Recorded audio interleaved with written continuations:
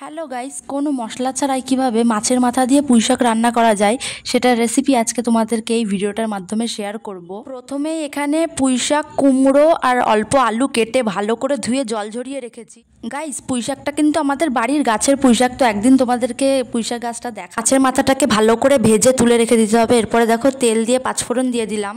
এরপরে একে একে পুঁইশাক, কুমড়ো, আলুটা দিয়ে দিলাম। পুঁইশাকে কিন্তু মাত্র আমি 2টো লঙ্কা দিয়েছি, বেশি লঙ্কা দিতে হবে না। তো এখানে দেখো 1 চামচ নুন দিয়ে দিলাম।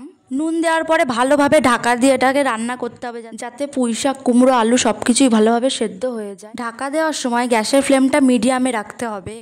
অনেকক্ষণ নাড়াচাড়া করার পরেও যদি মনে হয় যে পুঁইশাকটা লেগে যাচ্ছে কড়াইতে, তাহলে একটু অল্প জল দিয়ে এভাবে তোমরা ঢাকা দিতে পারো। কারণ পুঁইশাক, কুমড়োটা তাড়াতাড়ি সেদ্ধ হয়ে যায়, কিন্তু ডাঁটাটা সেদ্ধ হতে একটু সময় লাগে, এই জন্য ভালোভাবে ঢাকা দিয়ে রান্না করতে হবে। এরপরে ভালো করে সেদ্ধ হওয়ার পরে ছোট 1 চামচ হলুদ দিয়ে দিলাম। পুঁইশাক রান্না করতে গেলে একটা উপকরণ কোনোভাবেই ভোলা যাবে না, সেটা হচ্ছে চিনি। অল্প একটু চিনি অ্যাড করে দিতে হবে, এতে টেস্ট ভালো আসবে। সবকিছু উপকরণ দেওয়ার পরে ভালো করে নাড়াচাড়া করে মাছের মাথা দুটো পুঁইশাকের মধ্যে দিয়ে দেবো। মাছের মাথা দুটো এভাবে খুন্তির সাহায্যে ভালো করে ভেঙে দিতে হবে, এতে পুঁইশাকের সাথে মাছের মাথাটা ভালোভাবে মিক্সড হয়ে যাবে এবং টেস্টটাও ভালো আসবে। মাছের মাথাটা ভালো করে শাকের সাথে মিক্সড করার পরে প্রায় রান্না আমার শেষের দিকে। দেখো রান্না আমার পুরো কমপ্লিট। তো টাটা গাইস।